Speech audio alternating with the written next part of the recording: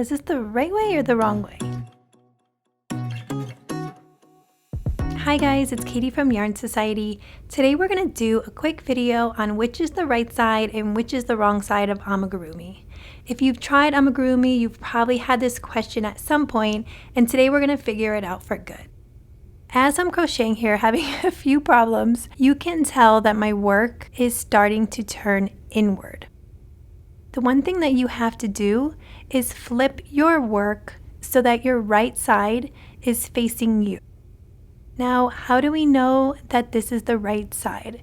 We know because we can see V stitches. If you can see V stitches facing you, you know that that is the right side of your work. And how do we know it's the wrong side? The wrong side obviously has a little bit from your magic circle, but if you don't have anything there, you can see that we have these horizontal lines, and that means that this is the wrong side of your work.